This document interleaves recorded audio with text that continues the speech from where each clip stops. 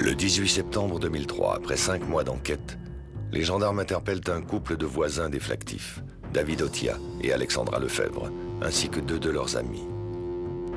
1 heure après le début de sa garde à vue, David Otia passe aux aveux. Il affirme avoir tué les 5 membres de la famille, avant de brûler leur corps dans une forêt des environs.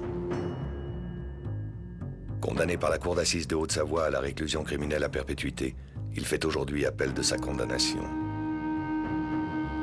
L'affaire Flactif reste jalonnée de zones d'ombre. Au fil de l'enquête, un seul élément se sera pourtant dégagé avec certitude. La haine et la jalousie viscérale qui animent David Otia chaque fois qu'il prononce le nom de Xavier Flactif.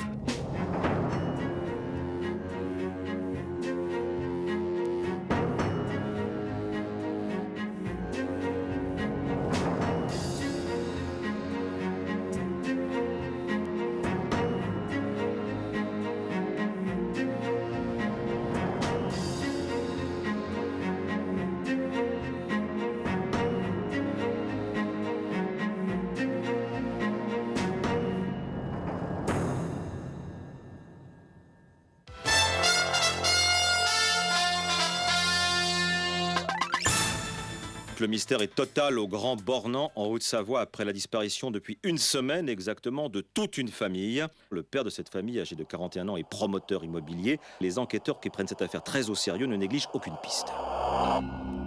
Les gens, quand ils apprennent que toute cette famille a disparu, la première des choses à laquelle les gens sur place ont pensé, il s'est enfui. Il s'est enfui comme un voleur. Globalement, l'opinion, la petite opinion publique du Grand Bornand, la discussion du café-comptoir, c'était ils ont pris la fuite, ils ont eu des problèmes, il a eu des problèmes dans ses affaires, on disait qu'il magouillait, etc. Si on traînait un petit peu dans le milieu de l'immobilier, c'était peu, les discours étaient assez peu positifs sur les Flactifs, c'était assez délétère comme ambiance. Donc, on se dit, il est parti avec le magot, et puis il fait croire, il laisse quelques traces pour faire croire peut-être un enlèvement, mais en réalité, il est bien parti. C'est cette rumeur qui court, et elle court longtemps, parce que les gendarmes ont découvert son 4x4 sur le parking de l'aéroport de Genève. Et on se dit là, manifestement, c'est la preuve indubitable qu'il est parti. La famille a disparu depuis quelques jours seulement et les rancœurs s'expriment déjà sans retenue. Elles sont alimentées par les découvertes que les enquêteurs ont faites sur le passé de promoteur de Xavier Flactif dans le nord de la France. Il aurait été, apprend-on alors, mêlé à de sombres affaires d'escroquerie. Dès les débuts de l'enquête, mi-avril, un couple de voisins des Flactifs, locataires d'un de leurs chalets, est intarissable. Il s'agit de David Otia et d'Alexandra Lefebvre. Les journalistes qui enquêtent alors sur la disparition se relaient chez ces bons clients qui déversent leur bile sur leurs propriétaires. Ils étaient dans un numéro duettiste tous les deux, où il y avait, je me souviens très bien, David Otia qui était assis à la table avec moi. Ils avaient une grande table en pain, je me souviens. Et qui expliquait par des grands gestes, qui parfois se levait de colère pour expliquer à quel point il détestait les Flactifs. Et Alexandra Lefebvre était un peu plus loin du côté de la cuisine, et on rajoutait, voilà. Et il y avait ce numéro-là, et tu te souviens, mais alors quand ils ont dit ça, etc. Et alors, David Otia parlait de mémoire, hein, du salon en cuir, de la taille de la télévision, du prix des choses, du prix des objets chez eux. Je vais te dire que le chalet où est-ce qu'il habite là-bas, c'est quelque chose. Il y a 400 mètres carrés habitables.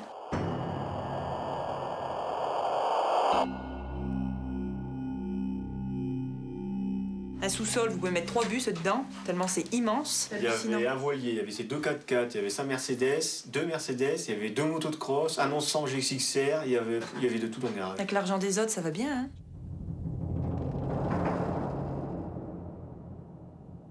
Il aurait pu me dire c'était un type, je sais pas, un type violent. Non, il me dit non, c'est un type qui a un salon en cuir qui vaut tant.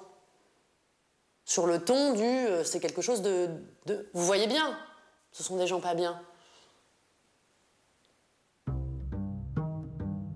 Les enquêteurs commencent par creuser la piste de la disparition volontaire, jusqu'à ce qu'ils décident d'approfondir leurs recherches dans le chalet. rien de visible à l'œil nu. Et pourtant, les expertises scientifiques démontrent qu'il se trouve bien sur les lieux d'un crime. Les moyens qui sont à disposition des enquêteurs pour faire parler le lieu, les scènes d'un crime, eh bien, toutes ces techniques vont mettre en évidence que, en réalité, là on ne voit rien, il y a du sang de partout. Dans les montées d'escalier, le sang était partout parce qu'il y a des corps qui ont été portés, qui ont été traînés. Dans les chambres, c'est pareil. Et puis on a retrouvé notamment à des endroits dans des petits interstices du plancher, on a retrouvé quelques petits fragments de dents, notamment d'un enfant. Donc on a compris ils ont compris qu'un drame avait été commis ici. 6 ADN différents sont extraits des traces de sang. 5 appartiennent aux membres de la famille, mais le 6e n'est pas identifié. Autre élément suspect, 2 jours après la disparition de la famille, le chalet a été cambriolé. Des documents de travail de Xavier Flactif et un téléphone mobile ont disparu. Alors que les enquêteurs sont dans l'expectative, un homme, David Otia, vient se placer dans leur ligne de mire. Le locataire fanfaron, par son comportement étrange, va presque de lui-même endosser la défroque du suspect idéal. Après, ce qui a été très étonnant, c'est qu'Otia, plutôt que de ne rien faire, il est allé s'emplacer pendant l'enquête, pendant des heures complètes, sur un versant de la colline qui est à l'opposé du chalet. Et il était repéré. Il était repéré par ses amis. Et ils ont prêté attention à cet homme qui manifestement se positionnait de l'autre côté et qui a été identifié comme étant David Otia. Et il est venu donner des informations, dire qu'il avait vu, mais après qu'il n'avait pas vu. Pour les enquêteurs, David Otia, ce n'est pas seulement cet homme qui les épie. C'est aussi la dernière personne à avoir vu Xavier Flactif en vie. À 18h30, le soir de la disparition, David Otia se rend jusqu'à un autre chalet appartenant à Flactif. Il en remet les clés au nouveau locataire, monsieur et madame Ruse, en vacances dans la région. Dès le lendemain ou le surlendemain de la disparition, quand les enquêteurs se mettent au travail, un de leurs premiers témoignages est le témoignage de monsieur et madame Ruse, leur indiquant « On a vu se présenter quelqu'un qui s'appelle David Otia et qui nous a indiqué « Je suis le nouveau propriétaire du chalet ». Objectivement, vous me concéderez que dès l'origine, il y a un élément énorme qui pèse contre David Otia et qui va guider les enquêteurs. Les gendarmes continuent d'explorer les différentes pistes possibles. Mais ils tiennent désormais un suspect, qu'ils ne lâcheront plus des yeux. Un suspect à l'attitude déroutante, à l'assurance insolente et au comportement presque inconscient. Il m'avait dit, mais il se serait fait tuer. Moi, j'habite à 50 mètres. J'aurais entendu, j'étais là ce jour-là, j'aurais entendu les coups de feu. On les aurait forcément entendus. Et je me souviens m'être posé la question, je me suis dit, mais effectivement. En discutant plus tard, dans la semaine avec ma rédactrice en chef, je lui dis, mais tu sais, s'il y avait eu des coups de feu, le voisin les aurait entendus, il était là. Sauf que voilà.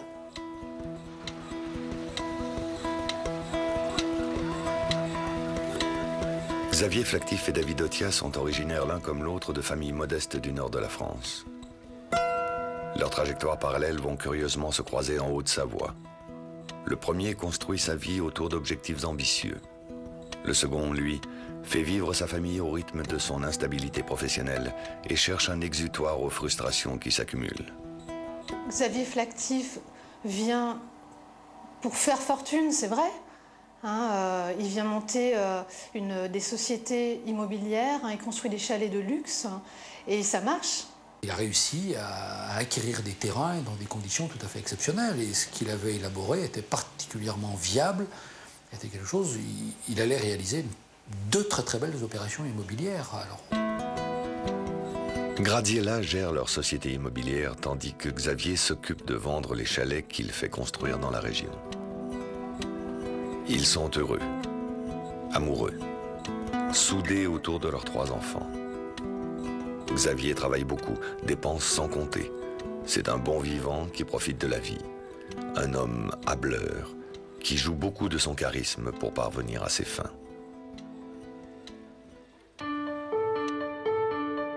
Le couple Otia et leurs 2 enfants arrivent au Grand Bornand en septembre 2001. David, après une longue période de chômage, vient de trouver un travail de monteur de pneus dans la région.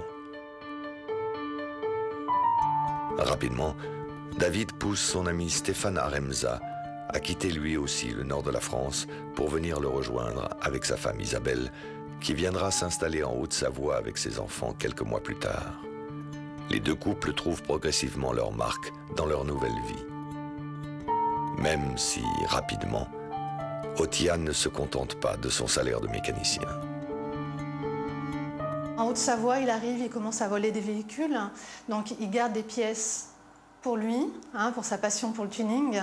Il revend des pièces, il passe des petites annonces dans les magazines spécialisés. Donc il devient une petite frappe avec son copain Stéphane Aremza. Il vient aussi avec sa psychologie de, entre guillemets, de petit délinquant. C'est-à-dire qu'il n'est déjà pas très cadré au niveau du respect des règles de droit, etc. Donc lui, très rapidement, il va commettre non pas des délits importants, on n'est pas au stade de ce qu'on lui reproche, mais très rapidement, il va commettre des délits de vol de voiture, etc. Donc on a quelqu'un qui part rapidement à la dérive, mais je pense que c'était quelque chose qui l'habitait et il n'a fait que porter ses valises avec lui. Il a changé de lieu pour continuer un peu le même exercice. Les experts le trouvent normal, mais c'est quelqu'un qui a quand même un petit problème. Personnalité quand même un peu à part, qui n'aime pas les frustrations, qui aime satisfaire ses désirs immédiatement. En septembre 2001, la rencontre entre Alexandra Lefebvre et Xavier Flactif va sceller le destin commun des 2 couples. Les Otia sont tombés en arrêt sur une petite annonce. Il s'agit d'un chalet à louer au Chinaillon, dans le quartier le plus cossu du Grand Bornand. Alexandra contacte le propriétaire Xavier Flactif, qui lui promet qu'elle pourra s'y installer à l'année avec sa famille. Il lui suffit simplement d'attendre décembre, car le logement promis n'est pas encore prêt. En attendant, les Flactif logent la famille Otia dans un chalet situé à 2 pas du leur, le Cortinaire, qu'ils destinent à la location saisonnière. Les 2 couples sont provisoirement voisins, dans une situation qui, dès le départ, perturbe David Otia. Au Grand Bornand, il a au quotidien, sous les yeux, apparemment la photographie de la réussite de quelqu'un. Donc ça véhicule des valeurs, je suis là, je suis moi, je suis respecté, je suis important. Et puis lui, le petit Gugus, qui n'est pas marginalisé, mais qui réussit pas. Et il a commencé comme ça, par un désir complètement irrationnel de vouloir dire, moi, il n'y a pas de raison que lui réussisse et que moi, je ne réussisse pas. Devant la réussite éclatante de son propriétaire, David Otia commence insidieusement à être miné par l'envie. Dans l'envie, on ne se représente même pas ce qu'on voudrait et auquel on n'a pas accès. On est simplement dans la rage d'être désireux de quelque chose qu'on pressent possible ou qu'on pressent que d'autres ont, mais qu'on n'a pas. La jalousie, c'est quelque chose qui est du domaine d'une rivalité. Donc là, vous êtes à cheval un peu dans ces 2 mécanismes. Il y a sûrement des mécanismes de jalousie par rapport à ce que lui, il fait, par rapport à ce que... peut-être la bagnole plus grosse, par rapport au 4x4, je sais pas quoi, des choses peut-être plus de moyens financiers, plus d'aisance, bon. Mais il y a aussi une espèce d'envie, une espèce de rage. La rage naissante de David Otia est entretenue par Xavier Flactif, qui ne prend pas sa situation au sérieux et l'installe dans un système où les déménagements et les frustrations se succèdent. En décembre, le chalet promis n'est toujours pas prêt. À cette déception se rajoute un déménagement forcé, car le chalet qu'ils occupaient provisoirement a été réservé par des vacanciers. Xavier Flactif va nourrir la colère du couple en le relogeant à la dernière minute à l'hôtel, dans un studio. Ils doivent sans arrêt, en tous les cas, au fur et à mesure qu'on se rapproche des faits, ils doivent régulièrement changer de logement. Avec des promesses qui avaient été faites de la part de M. Flactif, qui n'ont pas été tenues, l'obtention d'un bail qui n'a jamais qui n'a jamais été fait. Et donc c'était, vous allez aller là, et quand j'ai des locations, vous quittez les lieux pour que les locations puissent avoir lieu, vous reviendrez après. Enfin bon, tout ça n'était pas formidable. Ils sont dans un système où on leur dit, tiens, ça serait bien si tu pourrais dans le fond, occuper celui-là un mois, puis après, quand je le louerai, tu déménageras à tel endroit. Des choses qui ne sont pas extravagantes et qui pouvaient être positives jusqu'à ce que Otia ait l'impression de le vivre comme une manière de se faire flouer en permanence et d'être baladé, en quelque sorte, chosifié. Ils se sont fait passer pour des victimes. Parce que Flactif lui avait promis de lui louer un chalet. Et ce chalet, il ne lui donnait pas, et l'autre, il en avait marre.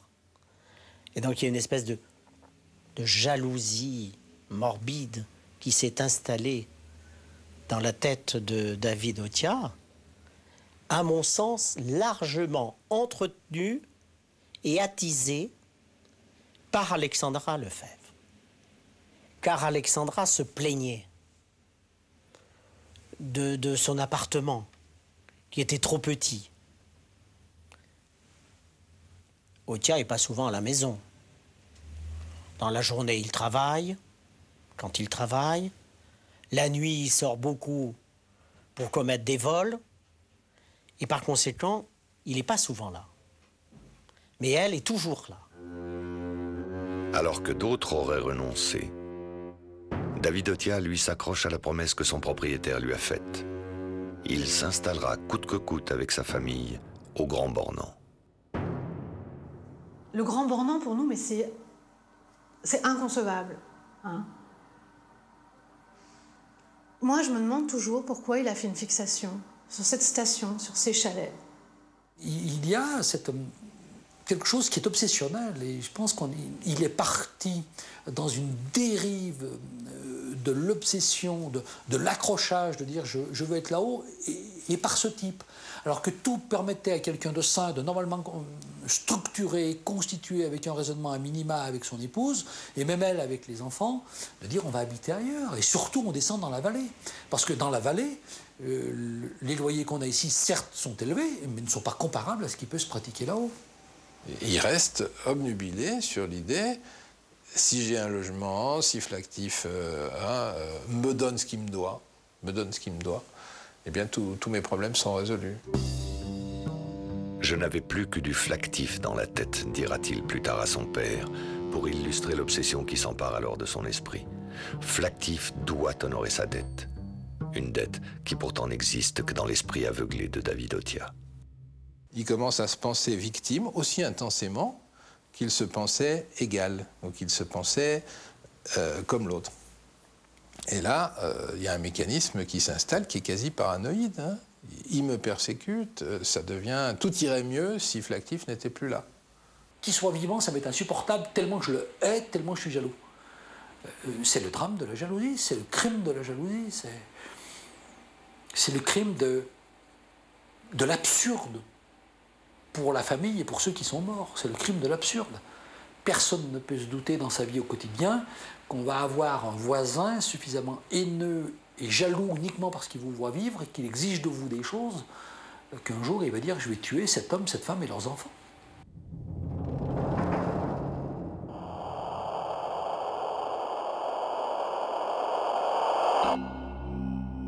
Xavier Flactif est loin de se douter de l'importance qu'il est en train de prendre dans l'esprit de David Otia. Un locataire qu'il associe simplement à l'un de ses nombreux arrangements immobiliers. Un locataire pourtant dont l'obsession va se transformer en une colère qu'il ne parvient plus à contenir. Je le revois, c'est quelqu'un d'assez, qui n'est pas très grand mais qui est très costaud, David Otia, et puis qui est dans ses gestes, même à l'époque, quelqu'un qu'on voyait assez nerveux. Il me mimait la scène où il avait failli étaler, je me souviens c'est son terme, Xavier Flactif, qui, cela dit, voilà, n'avait pas la même corpulence non plus. Il disait, j'ai failli pas me retenir. Quelqu'un qui est un peu plus, qui aurait été plus instruit ou plus intelligent que lui, aurait expliqué les choses avec davantage de mots. Lui, il n'a pas beaucoup de vocabulaire. Et donc, c'est tout de suite les insultes, tout de suite les coups, puisque quand on ne peut pas parler avec les mots, on parle avec les mains, avec les pieds, avec les coups. Et donc c'est son mode de langage. Il a une personnalité assez franche, assez directe et assez ferme, voilà. Disons que c'est un garçon qui a du caractère. À partir de février 2002, il va entraîner son ami Stéphane Aremza dans sa démence. Ils ont tous les deux démissionné de leurs emplois respectifs dans des conditions orageuses. À cette période, ils se retrouvent souvent dans la journée et commencent à échafauder des plans pour nuire à Xavier Flactif. Ils commencent par mettre le feu au 4x4 de Graziella.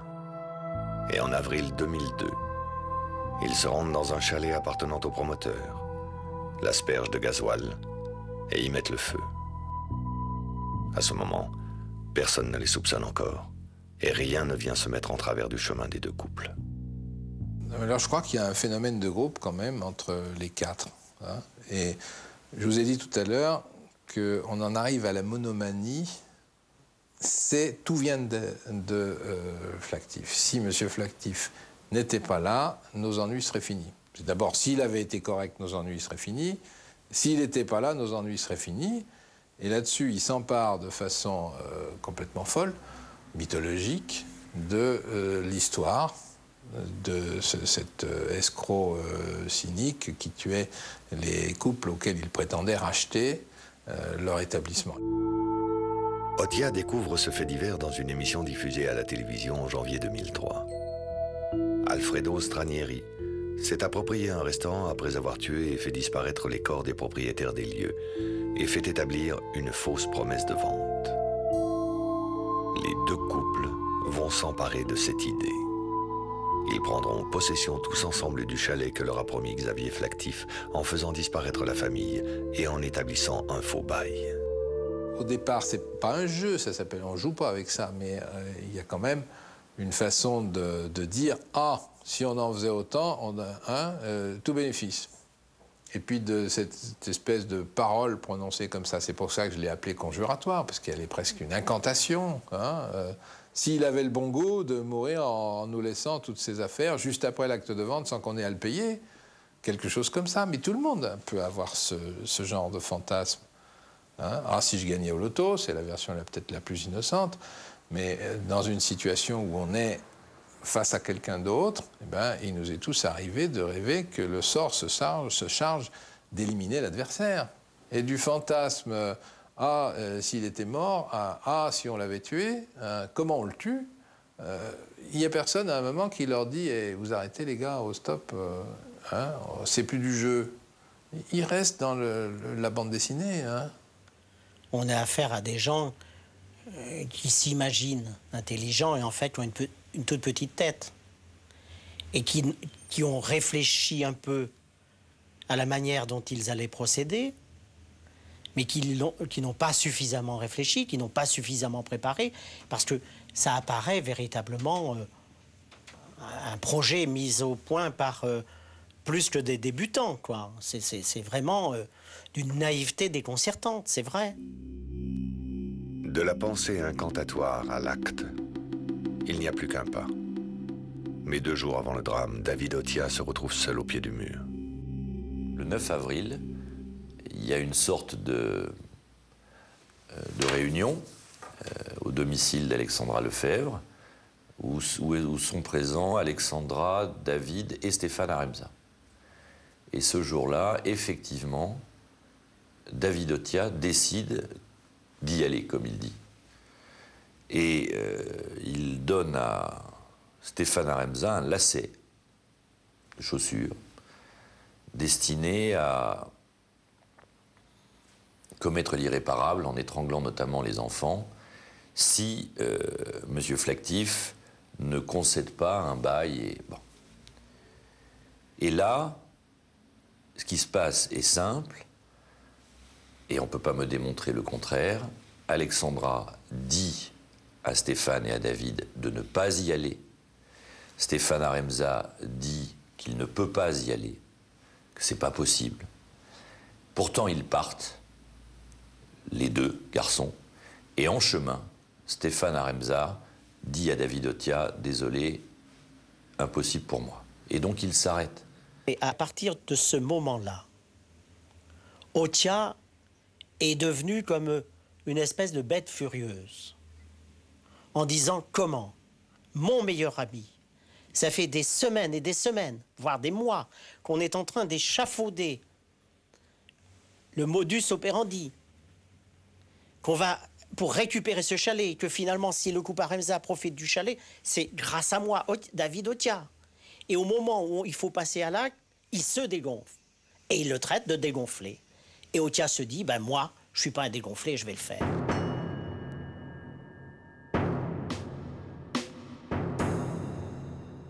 La suite, les enquêteurs ne vont la comprendre que 4 mois plus tard, en analysant les écoutes des conversations téléphoniques du Quatuor et les tests ADN auxquels ils ont soumis les habitants du Grand Bornand. Fin août, une découverte va provoquer un coup de théâtre. Le 6e ADN retrouvé dans le chalet Flactif est formellement identifié comme étant celui de David Otia. Le 18 septembre 2003, les gendarmes s'abattent alors sur les deux couples. David Otia est arrêté à 7h50 alors qu'il se rend à son nouveau travail. Stéphane et Isabelle Aremza sont eux aussi arrêtés aux environs de 8h. Alexandra Lefebvre est interpellée à 8h15 à son domicile, d'où les gendarmes ressortent avec le matériel qui a été volé chez Xavier Flactif après sa disparition. 1 heure seulement après le début de sa garde à vue, David Otia passe aux aveux. Dans sa première version des faits, il se serait rendu au chalet des Flactifs le 11 avril 2003 pour régler une bonne fois pour toutes ses problèmes de logement, en ayant une discussion avec Xavier. La discussion aurait dégénéré. Il aurait alors sorti un revolver de calibre 6,35 qu'il avait pris avec lui. Un coup serait parti accidentellement, touchant Xavier Flactif à la tête. Otia se serait alors affolé, se serait retourné et aurait tiré sur 2 des enfants, sur Gradiella, puis sur la fille cadette qui s'était réfugiée à l'étage. Il aurait enfin fait disparaître les corps dans une forêt des environs, en aspergeant les dépouilles d'essence et en y mettant le feu.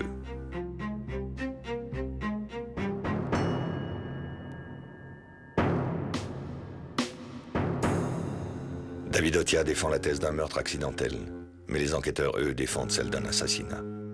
Et grâce aux expertises scientifiques, ils reconstituent la chronologie des derniers instants de la famille. La chronologie qu'on a pu élaborer, c'est qu'il a tué dans un premier temps les 3 enfants. Graziella n'était pas encore arrivée au chalet. Quand elle est arrivée par le garage, elle est montée dans l'intérieur du chalet. Elle a été tuée en bas, dans le sas de passage, dans le hall qui va déjà à un premier étage pour monter à la salle de vie.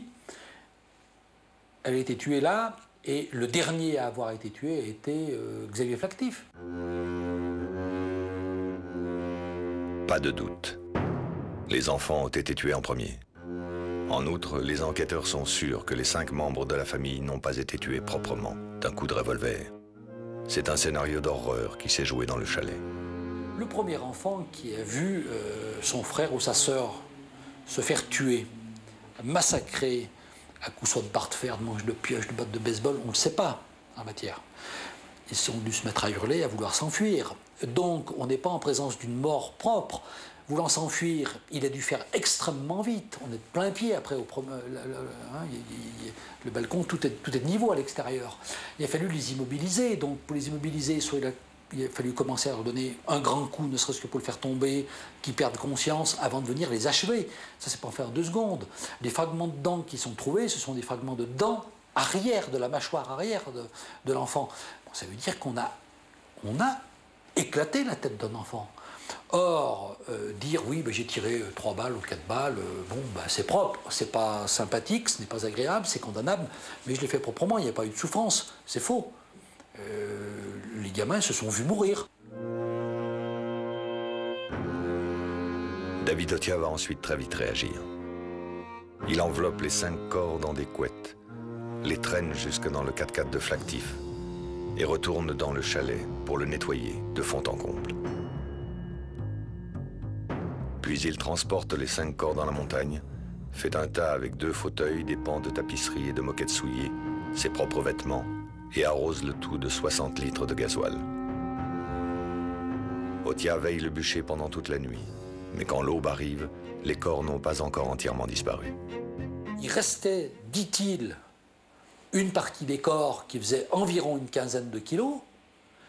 Il dit qu'il a ramené ça avec ses mains, il les a mis dans une couette, mis dans la voiture, descendu dans son garage, il a réveillé sa femme, il est allé dormir, et le lendemain soir, il a repris des produits, et il est remonté brûler les restes. C'est-à-dire qu'on a un homme qui ne faillit en rien du début à la fin. Rien. Otia touche au but, mais il lui reste encore quelques détails à régler. 2 jours après le massacre, il revient dans le chalet avec Stéphane Aremza pour dérober les dossiers de travail appartenant à Xavier Flactif et faire croire à une fuite. Il emporte au passage une centaine de DVD, ainsi qu'un téléphone mobile et une mini-chaîne stéréo appartenant aux enfants. Alexandra utilisera le téléphone sans état d'âme pendant plusieurs semaines, et la chaîne stéréo finira sur le buffet des Otia. Puis, Alexandra rédige un faux bail de 3 ans, et le couple réemménage au chalet Le Cortinaire, sans inquiétude cette fois d'en être chassé. Installé dans un chalet de luxe, David Otia a enfin trouvé une solution à son problème de logement. Ce qui est à la fois magique et monstrueux, c'est que pendant des mois, je les ai appelés moi, la PME du crime. Ces 2 couples vont dialoguer, discuter au repas, pendant leur loisir, de « on va éliminer cette famille » et aucun des 4 ne va lâcher, y compris dans les mois qui ont suivi. Ils savaient ce qui s'était passé, ils ont tous été informés par David Otia. Alexandra Lefebvre, dès le lendemain matin, personne n'a lâché. C'est dire que, même quand ils ont appris que 3 enfants avaient été tués, il n'y a pas eu d'état d'âme. On a eu des problèmes avec lui et puis il nous fait un contrat de bail, on y revoit quoi. Mais bon, on était tellement contents d'avoir 3 ans de tranquillité sans déménager qu'on a accepté. Puisqu'on l'a, il se barre. Il se barre. Je vous dis, on a la poisse. Il se barre ou peut-être... Ouais, on sait pas. Ça, puis bon, apparemment, ils ont pas l'air de trouver grand-chose, quoi.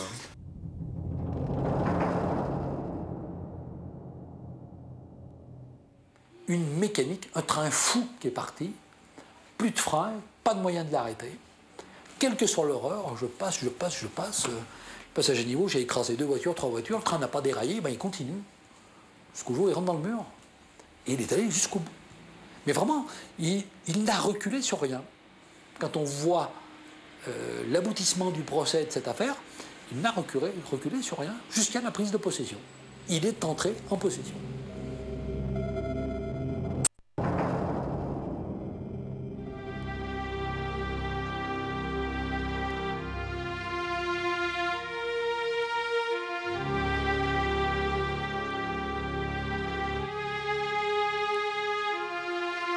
En juillet 2006, la cour d'assises de Haute-Savoie condamne David Otia à la réclusion criminelle à perpétuité, assortie d'une peine de sûreté de 22 ans pour l'assassinat de la famille Flactif.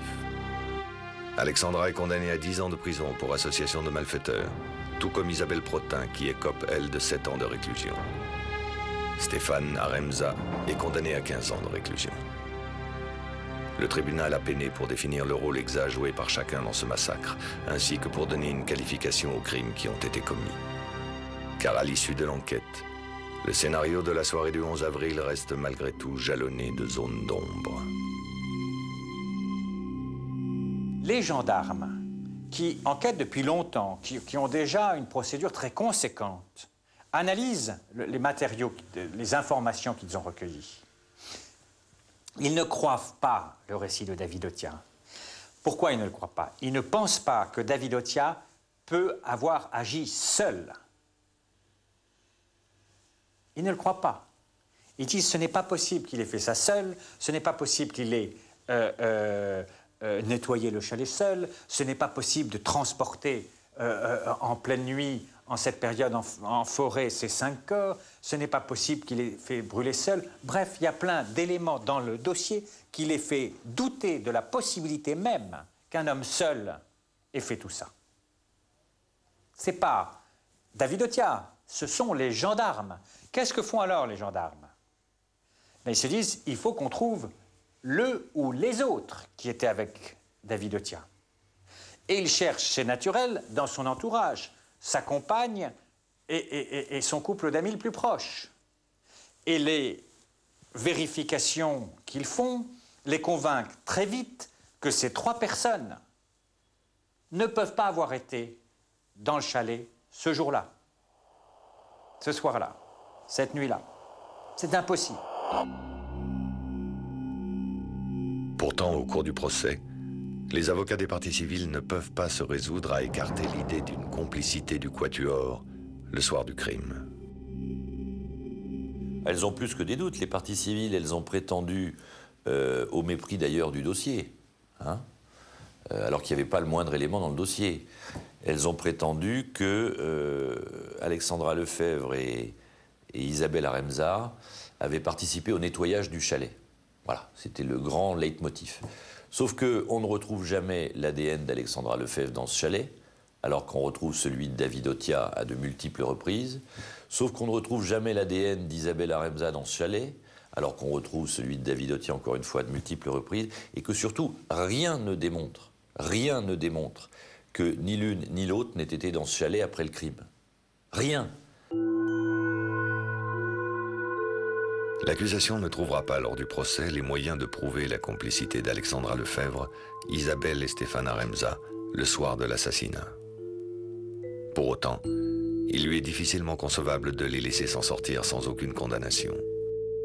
Elle s'empare donc de la notion d'association de malfaiteurs pour plaider que le quatuor a planifié ensemble la mise en œuvre d'un projet commun, laissant David Otia se charger seul des meurtres du 11 avril. C'est ce scénario que la cour d'assises confirmera dans son verdict. Le couple Aremza et Alexandra Lefebvre n'ont pas interjeté appel. Est-ce que c'est pas là le meilleur aveu de leur part? Ils ont toujours dit pendant le procès qu'ils n'y étaient pour rien, qu'Alexandra n'y était pour rien, qu'Aremza n'y était pour rien, mais ils ont pris elle a pris 10 ans, lui a pris 15 ans. Alors si on n'y est pour rien, ben on fait appel. On n'accepte pas une décision qui est injuste. Si on ne fait pas appel d'une condamnation, c'est pas nécessairement qu'on est coupable. C'est parce qu'il y a un moment, il faut s'arrêter, parce que les choses ne sont pas supportables. Elle a été condamnée pour une association de malfaiteurs qui ne tient pas. Personne n'est capable de démontrer qu'elle était au courant exactement de ce qui allait se passer. M. David Otia disait des choses, peut-être même projetait des choses. Comment voulez-vous, c'était d'ailleurs la défense une des parties de la défense d'Alexandra Lefebvre, comment voulez-vous qu'on imagine que quelqu'un puisse aller tuer 5 personnes comme ça? Il peut le dire, c'est pas pour ça qu'on le croit. Il peut l'avoir dit avant les faits, c'est pas pour ça qu'on le croit. Il peut même avoir préparé le fait d'y aller pour le faire, et c'est pas pour ça qu'on le croit et qu'on croit qu'il va le faire. Alexandra Lefebvre, Isabelle et Stéphane Aremza ont avoué lors de leur garde à vue avoir imaginé le projet de se débarrasser de la famille pour s'approprier un chalet. Mais rien ne permet ensuite de dire jusqu'où ils sont allés dans la mise en œuvre de ce projet, ni même s'ils avaient l'intention de le voir aboutir. Ces 3-là ont-ils laissé David Otia éliminer froidement la famille Flactif en connaissance de cause? Ou David a-t-il pris sur un coup de colère les rênes d'un projet auquel il était le seul à croire? Alors confronter l'accusation aux faits qui ne sont pas contestables, qui ne sont pas contestés, qui sont les suivants. David Otia, formant ce projet de tuer 5 personnes, va rester de longues heures, une après-midi entière même, devant le chalet des Flactifs. Il va se montrer à quiconque voulait bien le voir, alors qu'il y a des enfants qui jouent un peu en contrebas sur le chalet de ce Flactif, en sorte qu'il est connu dans le pays, David Otia. Il y habite depuis un certain temps déjà. il est connu, il est reconnaissable, en sorte qu'on puisse savoir qu'il était à ce chalet cet après-midi-là.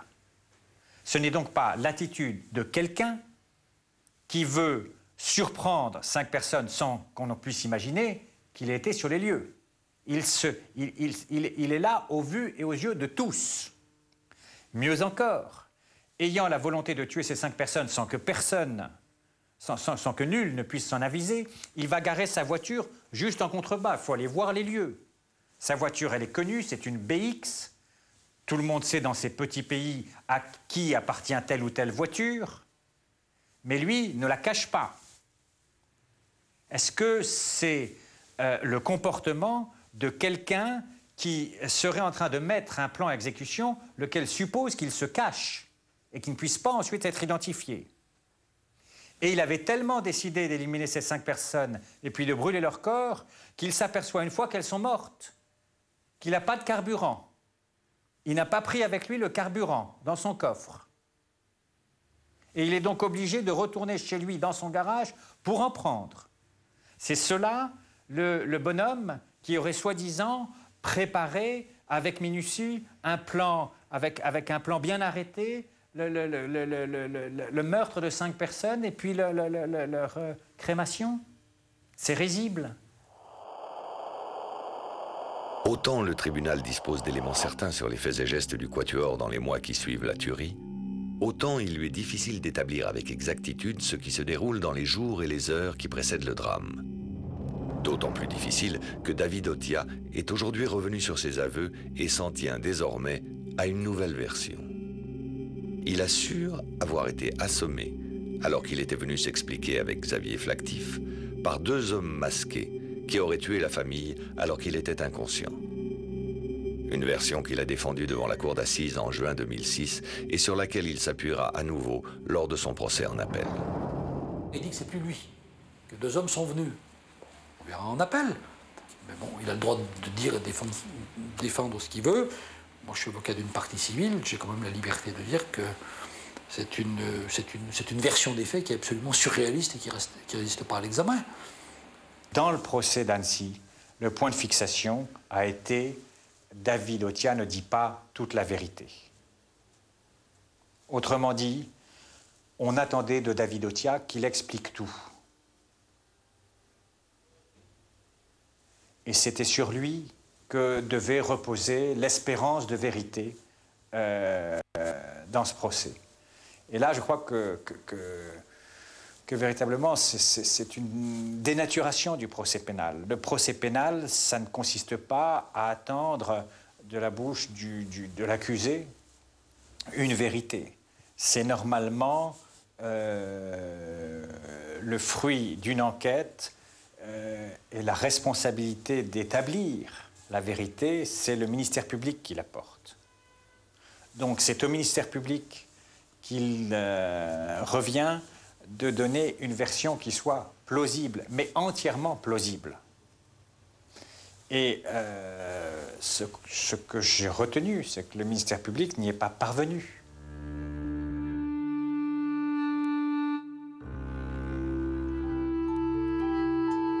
La question qui reste en suspens dans cette affaire est angoissante et nous renvoie à nos propres démons.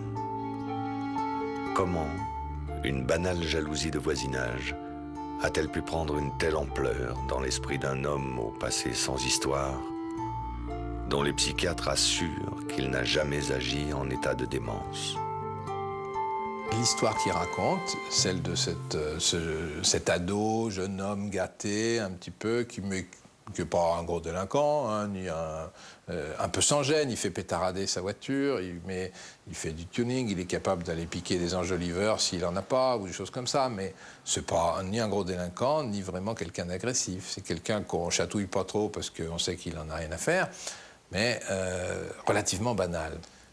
Est-ce que tout le monde peut faire ça? Non, il y a quand même, et c'est une des choses que j'ai dit à leur décharge, un déficit d'équipement.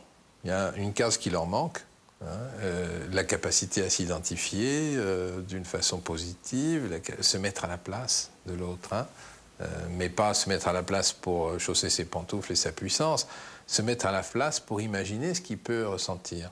c'est différent. Et là, je ne suis pas sûr qu'il ait les outils pour faire ça. La justice a tranché. En condamnant Alexandra Lefebvre, Isabelle et Stéphane Aremza à la prison, elle considère que David Otia n'aurait pas été capable, seul, d'élaborer un plan aussi macabre pour satisfaire une envie qui n'était peut-être pas uniquement la sienne. Sa femme s'en tire d'une façon incroyable par rapport au récit, par rapport à tout ce qui s'est passé, hein, jusqu'à même la question de ses remords, ou la manière dont elle l'éprouve, ses remords, dans l'après-coup, après le crime. Eh ben, c'est au fond de découvrir le plaisir avec un amant, délivré de David Otia par le passage à l'acte. On peut toujours dire qu'elle en avait peur avant, qu'elle était sous sa coupe, etc. Bah, après, elle peut sortir en boîte de nuit et puis s'éclater. Et puis, tant qu'à faire, un téléphone, c'est un téléphone. Peu importe qu'il vienne d'un enfant qui a été tué, hein, autant le récupérer et s'en servir. Alors, c'est un peu curieux quand on vous dit, dans le même temps, j'ai éprouvé du remords, mais je me suis comporté de cette façon. Je me suis installé. Après tout, on a fait tout ça pour s'installer dans le chalet. Pourquoi est-ce qu'on s'y installerait pas? Je téléphone, je prends un amant, je vis. Et quelle est la capacité de représentation de l'autre? Quelle est la capacité de représentation d'une réalité avec des émotions chez quelqu'un qui est capable de faire ça? Alors, ça faisait un duo explosif avec David Otia. Et c'est un aspect sur lequel on a un peu glissé pendant le procès, parce qu'on n'avait pas très envie non plus. On avait assez avec un monstre, on n'avait pas envie d'avoir une monstresse en plus.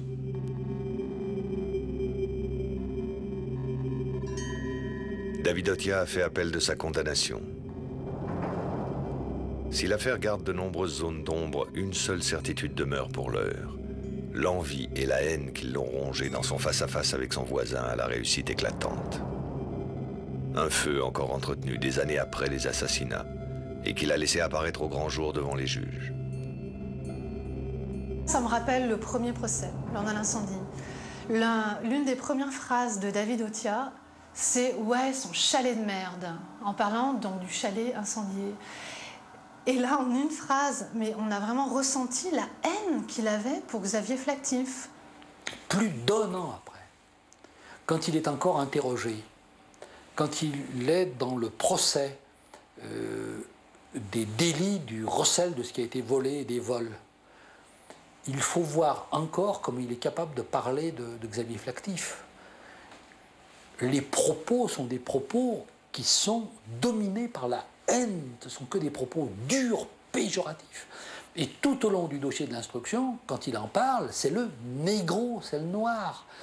Et ça ne lui a pas passé. Je veux dire, il est là et il reste en prison avec une haine peu commune de cet homme.